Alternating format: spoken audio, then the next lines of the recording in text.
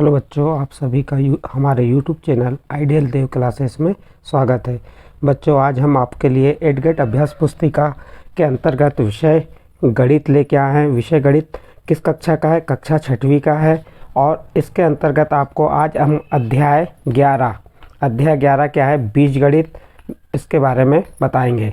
इस बुक में आपको जो अध्याय 11 में है 10 प्रश्न दिए हैं, वो सभी 10 प्रश्नों को हमने यहाँ पे लिख के और आपको समझाएंगे। आप चाहे तो अपनी एडगेट अभ्यास पुस्तिका में उन्हें नोट कर सकते हैं।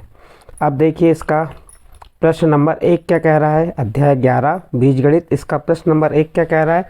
ऐसी राशियाँ जिनका मान हमेशा बदलता रहता है क्या कहलाती हैं? तो ऐसी राशियाँ जिनका मान हमेशा बदलते रहता है वो चर कहलाती हैं। क्या कहलाती हैं? चर कहलाती हैं। जैसे चर वाली संख्या कौन सी हो जाएंगी आपकी? X, y, z, a, b, c, p, q, r, जो ए से लेके जेड तक जो भी मान होंगे ये क्या कहलाएंगे? चर कहलाएंगे। और इनके मान कैसे रहते हैं? बदलते रहते हैं। और अचर के मान बदलते नहीं हैं। ठीक है, आपका प्रश्न क्रमांक 1 था कि ऐसी राशि जिनका मान हमेशा बदलते रहता है क्या कहलाती हैं? तो उत्तर आ जाएगा चर कहलाती हैं। नेक्स्ट प्रश्न देखिए, आपका प्रश्न नंबर 2। प्रश्न नंबर 2 क्या कह रहा है। अक्षर एल के लिए तीलियों के प्रतिरूप को चर बी लेकर लिखिए। अब जो एल है, तो एल में कितनी तीलियां का उपयोग होगा? देखते हैं हम। ये एक तीली हो गई और ये कितनी तीली हो गई? ये दूसरी तीली। कितनी तीलियों का उपयोग हुआ इसमें एल बनाने में? 2 तीलियों का। और किस चर का उपयोग करना है? बी का। तो चर बी का 2 में गुणा किए तो क्या आ जाएगा? 2b। तो इसका आंसर क्या आ जाएगा? 2b। 2 क्यों आया? क्योंकि 2 तीलियों के को जोड़ने से एल अक्षर बनता है। तो इसका एल प्रतिरूप इस प्रकार से बना, 2 तीलियों से जोड़ के बना, इसलिए 2 और चर क्या है? बी। तो 2 गुणित बी बराबर 2b। तो इस प्रकार आपका अक्षर एल के लिए तीलियों के प्रतिरूप को चर बी लेकर लिखे हमने। ठीक है, ये आपका प्रश्न नंबर 2 यहाँ पे समाप्त हुआ। इसके बाद प्रश्न नंबर 3 देखते हैं। प्रश्न नंबर 3 क्या कह रहा है। एक पेटी में क्या कह रहा है? एक पेटी में 20 सेब हैं। आप पेटियों की संख्या के पदों में सेबों की कुल संख्या को किस प्रकार लिखेंगे? कोष्टक में दिया है पेटियों की संख्या के लिए पी का प्रयोग कीजिए। जो पेटियों की संख्या है उसके लिए किसका प्रयोग करना है? पी का। प्रश्न को पढ़ लेते हैं। एक पेटी में कितने सेब हैं? 20। आप पेटियों की संख्या के पदों में सेबों को की कुल संख्या को किस प्रकार लिखेंगे? तो सबसे पहले हम इसको हल लिखते हैं। हल लिखने के बाद क्या लिखेंगे? एक पेटी में सेबों की संख्या कितनी है? 20। पेटियों की संख्या कितनी है? पी। तो आमों की कुल संख्या क्या हो जाएगी? 20 का पी में गुणा करती है, तो क्या आ जाएगा? 20p। हम इसको इस प्रकार से लिख सकते हैं। ठीक है, आपका यहाँ प्रश्न नंबर 3 समाप्त हुआ। अब इसके बाद प्रश्न नंबर 4 देखते हैं। प्रश्न नंबर 4 क्या कह रहा है। क्या 4 गुणित 3 धन 5 एक बीजी व्यंजक है या संख्यात्मक व्यंजक है? प्रश्न को फिर से पढ़िए। क्या 4 गुणित 3 धन 5 एक बीजी व्यंजक है या संख्यात्मक व्यंजक है? तो इसका उत्तर क्या होगा? देखिए, हम हल लिखेंगे। यहाँ लिखेंगे 4 गुणित 3 धन 5 एक संख्यात्मक व्यंजक है, क्योंकि इसमें कोई चर नहीं है। ये सब क्या है? अचर है। तो इसलिए क्या होगा? संख्यात्मक मान जितने भी होते हैं, जैसे 4, 3, 5, ये क्या होते हैं? संख्यात्मक मान होते हैं। तो क्या है? ये संख्यात्मक व्यंजक है, क्योंकि इसमें कोई चर नहीं है, इसलिए यह संख्यात्मक व्यंजक होगा। इस प्रकार आपका प्रश्न नंबर 4 यहाँ पे हल हुआ। इसके बाद प्रश्न नंबर 5 देखिए। निम्नलिखित स्थितियों के लिए व्यंजक दीजिए। y में 5 का गुणा और x में से 7 को घटाना। अ नंबर दिया y में 5 का गुणा, y में 5 जोड़ना, और ब नंबर दिया है x में से 7 घटाना। तो ये हम क्या करेंगे? बहुत सरल है। y ये क्या हो गया? चर हो गया, और इसमें 5 को जोड़ दिए। और फिर दूसरे में क्या कहा है?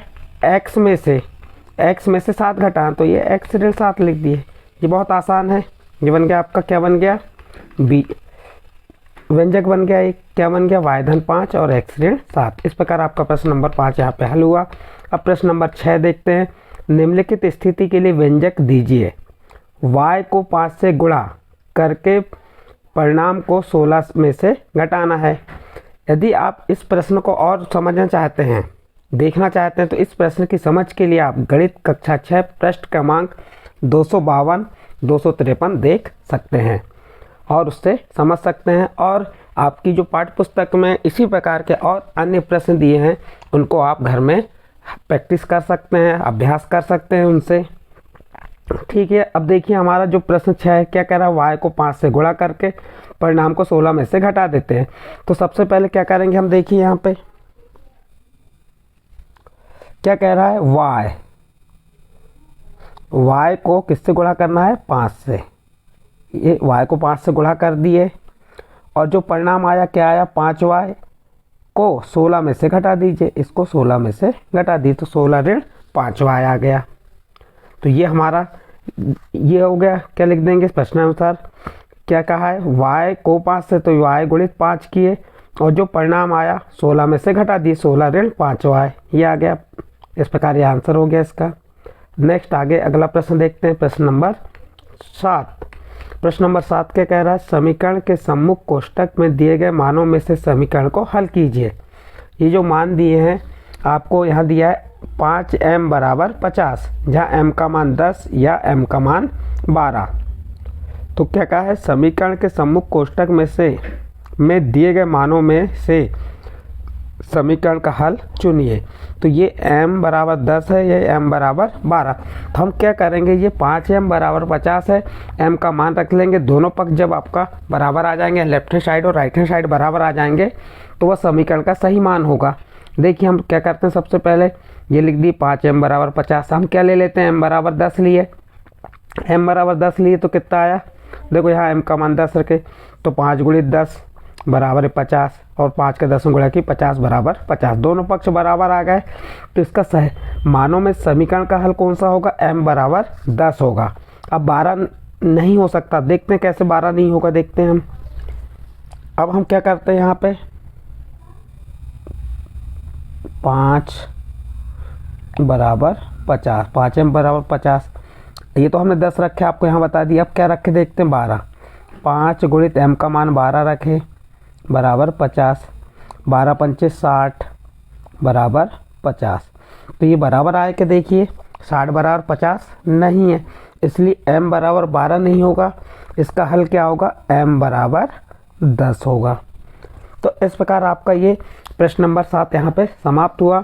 अब अगला प्रश्न देखते हैं, प्रश्न नंबर 8। निम्न में से चर एवं अचर राशियों को छांटकर लिखिए। तो आपको पहले ही बता दिए चर कौन से होते हैं और अचर कौन से होते हैं। आपके चर क्या होते हैं, चर A B C से लेके Z तक जितने भी 26 अक्षर हैं, ये क्या कहलाएंगे, चर। और जो आपकी जो जितनी भी संख्या हैं वो क्या कहलाती हैं, अचर। तो अब इस प्रश्न में क्या कहा है उसने, हमको चर और अचर छांटना है। तो अब देखिए यहाँ पे 3 खंड बने हुए हैं, एक खंड में व्यंजक लिखा है, दूसरे खंड में चर राशियाँ लिखा है, तीसरे में अचर राशियाँ। व्यंजक कौन सा दिया, 5x धन 3। इस 5x धन 3 में से हमको चर और अचर छांटना है। तो यहाँ पे x क्या हो गया, चर, तो चर के नीचे लिख दी x, और अचर कौन से हो गए, 5 और 3, तो अचर राशियाँ 5 और 3। इसी प्रकार यहाँ देखिए आपका व्यंजक क्या है, y ऋण 9। इसमें चर क्या हो गया, y, और अचर क्या हो जाएगा, ऋण 9। फिर तीसरा देखिए 7z धन 3। इसमें चर क्या हो गया, z, और अचर राशियाँ क्या हो जाएंगी, 7 और 3। तो इस प्रकार से हमने ये व्यंजकों में से चर राशियाँ x y z छांट लिए। अचर राशियाँ कौन सी होगी, 5 3 ऋण 9 7 3। तो इस प्रकार से हम चर राशि और अचर राशि छांट सकते हैं। ठीक है, इस प्रकार आपका प्रश्न नंबर 8 यहाँ पे समाप्त हुआ। नेक्स्ट प्रश्न है आपका प्रश्न नंबर 9। देखिए, निम्नलिखित सारणी की प्रविष्टियों को पूरा कीजिए। जो ये सारणी है इसमें इसकी प्रविष्टियों को पूरा करना है। इस सारणी में 3 डिब्बे बने हुए हैं, एक डिब्बे में समीकरण लिखा है, दूसरे में चर का मान लिखा है, तीसरे में समीकरण का हल हाँ या नहीं, ये 3 डिब्बे लिखे हुए हैं। हमको इसको कैसे हल करना है, देखिए सबसे पहले दिया x धन 10 बराबर 30। इसमें x का मान 10 रख के देखते हैं तो समीकरण का हल है या नहीं, देखते हैं हल करके। अब हम एक एक को हल करके बताएंगे। यहाँ पे एक जैसे आपका दिया है यहाँ पे x धन 10 बराबर 30 और क्या कह रहा है यहाँ पे x का मान क्या रखने कह रहा है 10, x चर का मान क्या है 10, तो ये 10 धन 10 बराबर 30। अब ये 10 में 10 जोड़े तो कितना हो गया 20 बराबर 30। क्या दोनों पक्ष बराबर आए क्या, नहीं, दोनों पक्ष बराबर नहीं है, इसलिए ये क्या हो जाएगा, समीकरण का हल नहीं है। इसी प्रकार इसका दूसरे नंबर को हल करके देखते हैं। दूसरे नंबर में देखते हैं हम x का मान क्या रखते हैं 30। देखते हैं दूसरा नंबर क्या है हमारा,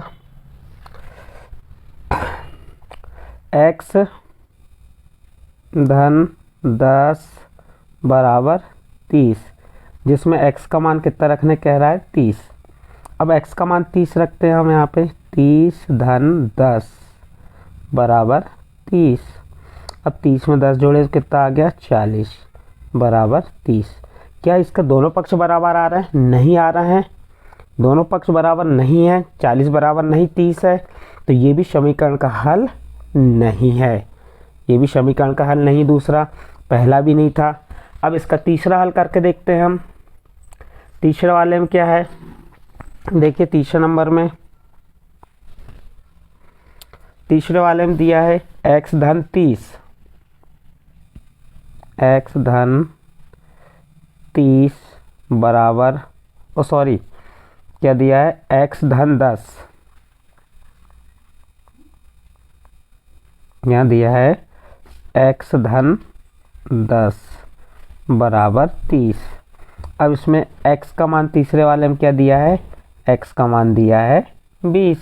अब आपको यहाँ पे x का मान 20 रख दीजिए, तो 20 धन 10 चर x का मान कितना है 20 धन 10 बराबर 30। अब यहाँ पे आप 20 में 10 को जोड़े कितना हो गया 30 बराबर 30। अब देखिए यहाँ पे दोनों पक्ष कैसे हैं, बराबर है, इसलिए समीकरण का हल है। इसको क्या आंसर दे देंगे, हाँ, तो यहाँ पे लिख देंगे समीकरण का हल है, तो ये तीसरा वाला। अब इसी प्रकार आप इस प्रकार अन्य प्रश्नों को भी हल करेंगे। जैसे देखो यहाँ p का मान 7 रखे, p का मान कितना है 5, तो 5 में से 3 घटाएंगे तो कितना आ जाएगा 2, तो 2 बराबर 7, यानी कि बराबर नहीं है ये, इसलिए इसका आंसर भी नहीं आएगा। इस प्रकार से आप पूरे प्रश्नों को आप जो चर है उनके मानों को रखते जाइए, और यदि दोनों पक्ष आपके बराबर आ जाते हैं तो आपका है और बराबर नहीं आता तो समीकरण का हल नहीं है। आ गया समझ आपको। अब देखते हैं इसके आगे का प्रश्न, प्रश्न नंबर 9। यदि बच्चों आपको हमारा यह वीडियो या हमारे द्वारा जो प्रश्न समझाए जा रहे हैं ये प्रश्न आपको समझ आ रहे हैं तो आप हमारे इस चैनल को, हमारे चैनल का नाम है आइडियल देव क्लासेस, इसको आप लाइक कीजिए, सब्सक्राइब कीजिए और अन्य ग्रुप में शेयर कीजिए, और नोटिफिकेशन की जो बटन है उसको ऑल पे कर दीजिए तो आपको नोटिफिकेशन प्राप्त होते रहेंगे। इस प्रकार अब प्रश्न नंबर 9 देखते हैं। प्रश्न नंबर 9 क्या है, उसका प्रश्न नंबर 9 का ब, ये प्रश्न नंबर 9 का क्या है, ये ब नंबर है। इसके पहले अ नंबर बताए थे। अब ब नंबर में दिए गए वर्ग का परिमाप ज्ञात करो। तो वर्ग का परिमाप ज्ञात करना है तो वर्ग का परिमाप मीन्स होता है चारों भुजाओं का योग। वर्ग क्या होता है, वर्ग की चारों भुजाएं कैसी होती हैं, बराबर होती हैं। वर्ग के प्रत्येक कोण कैसे होते हैं, बराबर। और वर्ग में 4 भुजाएं होती हैं, 4 कोण होते हैं और प्रत्येक कोण 90 अंश के होते हैं। अब यहाँ पे परिमाप ज्ञात करने को कहा है तो वर्ग का परिमाप बराबर क्या होता है, चारों भुजाओं का योग। आपको ये भी मालूम होना चाहिए कि वर्ग का क्षेत्रफल का सूत्र क्या होता है, भुजा का वर्ग।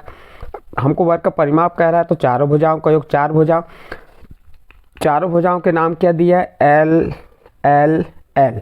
तो हम यहाँ लिख दिए वर्ग का परिमाप बराबर चारों भुजाओं का योग, एल धन एल धन एल धन एल। और एल में एल जोड़े तो 2L, 2L में एल जोड़े 3L, 3L में एल जोड़े 4L। तो इस प्रकार वर्ग का परिमाप क्या आ गया, 4L। और आपका यहाँ पे प्रश्न नंबर 9 समाप्त हुआ। अब इसके बाद आपका प्रश्न नंबर 10 आता है। प्रश्न नंबर 10 बहुत सरल है। क्या है देखिए, इसका अ नंबर नीचे दी गई सारणी, ये सारणी बनी हुई है, देखिए ये सारणी बनी को पूरा कीजिए। यहाँ पे आपकी एडगेट अभ्यास पुस्तिका में अधूरी सारणी है, इसको हमको पूरी करना है। जैसे यहाँ पे आपको 1 2 3 4 5 6 7 8 9 10 तक दिया है और एक 11 दिया है, तो ये आपका 12 13 14 15 16 17 18 19 20 कैसे आए ये अभी हम आपको बताएंगे। इस सारणी को देखकर ही समीकरण x धन 10 बराबर 14 का हल निकालिए। अब देखिए हमने यहाँ पे दिया है उसने x एक डिब्बे में और दूसरे डिब्बे में x धन 10, तो यहाँ पे क्या है देखो, हम ये x का मान 1 है तो x धन 10 का मान कितना हो जाएगा, 11 हो जाएगा। कैसे हुआ, x का मान 1 रखे 10 और 1 11, फिर x का मान 2 रखेंगे तो 12, x का मान 3 रखेंगे 13, x का मान 4 रखेंगे 14, x का मान 5 रखेंगे 15। इस प्रकार से ये आप इसको कहाँ तक निकाल सकते हैं, 20 तक। ये x का मान दिया है, इस x के मान को x धन 10 में रखते जाइए x का मान और उसको जोड़ दीजिए तो आपके नीचे के पूरे मान आ जाएंगे।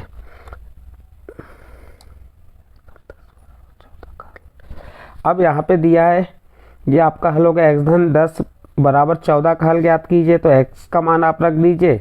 आपको यहाँ x का मान जो भी रखेंगे आप, तो जैसे मान लो क्या रखे, x का मान 4 रखे तो ये 4 धन 10 14, तो इस प्रकार से इसको हल कर सकते हैं। अगला ब नंबर देखिए, दिए गए आयत का परिमाप ज्ञात कीजिए। आयत के बारे में आप पहले से ही जानते हैं। आयत क्या होता है, जिसकी आमने सामने की भुजाएं बराबर होती हैं वो आयत कहलाता है।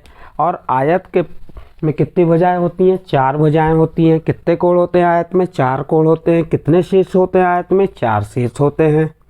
और आयत के क्षेत्रफल का सूत्र क्या होता है, लंबाई गुणित चौड़ाई।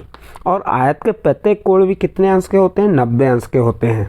तो ये सभी चीज़ आयत के बारे में आपको मालूम होना चाहिए। अब देखिए आयत का परिमाप, तो आयत का परिमाप का भी क्या होगा, चारों भुजाओं का योग या सूत्र बनाएंगे हम, तो क्या बनेगा, 2 कोष्ठक में लंबाई धन चौड़ाई। तो हम आयत का परिमाप बराबर चारों भुजाओं का योग। चारों भुजाएं कौन सी हो गई, ए बी धन बी सी धन सी डी धन डी ए। ये 4 भुजाएं, इनको जोड़ दिए, ए बी धन बी सी धन सी डी धन डी ए। ए बी का मान क्या है एल और बी सी का मान क्या है बी, और सी डी का मान क्या होगा, क्योंकि आयत के आमने सामने भुजाएं बराबर होती हैं, तो ये जब हमें ए बी का मान एल है तो डी सी का मान भी, जैसे डी सी का मान एल है ए बी का मान भी एल होगा। बी सी का मान बी है तो ए डी का मान भी क्या होगा, बी। तो एल धन बी धन एल धन बी। अब देखिए ये एल में एल को हमने जोड़े तो 2l हो गया, धन बी में बी जोड़े तो 2b, और यहाँ से हमने 2 को क्या ले लिए उभयनिष्ठ, तो कोष्ठक में क्या आ गया, एल धन बी, 2 कोष्ठक में एल धन बी। तो ये क्या आ गया, आयत का परिमाप का सूत्र भी बन गया, 2 कोष्ठक में लंबाई धन चौड़ाई। इस प्रकार से आपका ये प्रश्न क्रमांक 10, इस अध्याय का प्रश्न क्रमांक 10 समाप्त हुआ, और यह अध्याय भी यहाँ पे आपका समाप्त हुआ। आपका अध्याय था बीजगणित। अब इसके बाद आपके आने वाले वीडियो में अध्याय 12 अनुपात और समानुपात बताएंगे। यदि बच्चों आपको हमारा यह वीडियो या हमारे द्वारा जो सवाल समझाया गया यदि समझ आए हैं तो आप हमारे इस चैनल को लाइक कीजिए, सब्सक्राइब कीजिए और अन्य ग्रुप में शेयर कीजिए। ठीक है बच्चों।